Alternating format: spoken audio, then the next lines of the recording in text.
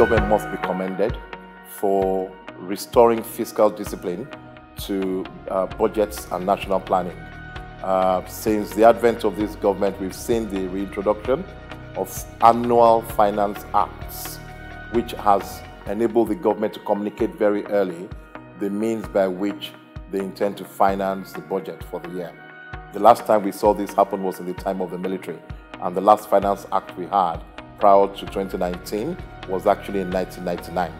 So credit must go to this government for the discipline they've brought into their planning and their thinking around fiscal issues. In terms of the changes introduced by Finance Act 2021, which was signed by the President on the 31st of December 2021, it's intended to help finance the 2022 national budget. Yes, you're right, it does, to a very large degree, roll back some incentives that were previously available to investors. A good illustration of that would be the capital gains tax exemption that previously applied to disposal of stock and shares.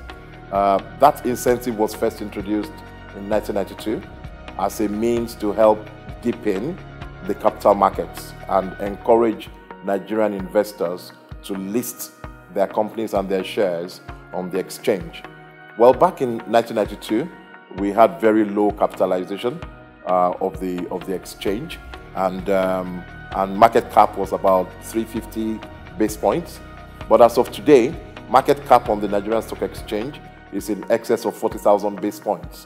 That's a remarkable growth that has been witnessed by the stock exchange. So if any tax incentives have achieved their objectives, that was one incentive that had. As to whether this is the right time to roll it back or not, the jury is probably a bit out on that, but it's time to take a look at the stock exchange and then say to yourself, how do you raise revenue if you are not going to look at also aspects of the economy where there's high volumes of trade? There's a high volume of trade in the stock market today, and it's no surprise that the government now wants to raise additional revenue by tracking some of that activity. But it's not all tax and gloom, because in rolling back these incentives, the government has allowed an exemption to be carved out for small retail investors who are transacting in volumes below 100 million naira per annum. And if those small investors were to undertake their trades, they are exempted from the capital gains tax. But for large corporate investors who make gains of over 100 million naira per annum, then they will be exposed to CGT on the disposal of their shares and stock. So that's an example of an incentive that's been tightened with only partial relief provided. And the idea here is, as we transact on the stock exchange above the exemption threshold, the government is able to mop up additional revenue, which could be available to financing the budget. In addition to rolling back incentives, the government has also introduced a few other taxes. For example, excise levies have been introduced for sweetened carbonated beverages.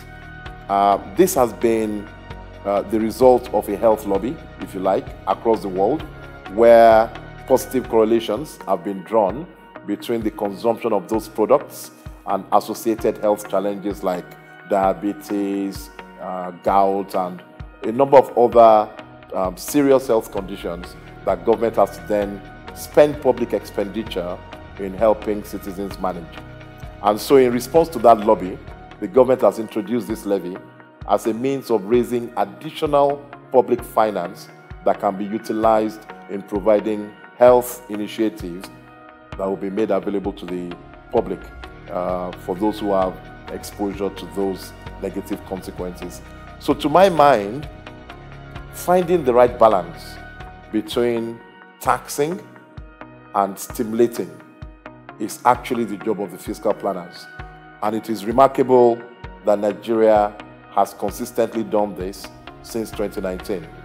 It is my hope that more people will get involved in the fiscal conversations so that we can have a better idea of how these policies, how previous policies have affected the economy, how current policies are affecting the economy, and what future policies the government can consider in helping to stimulate growth in this very important economy.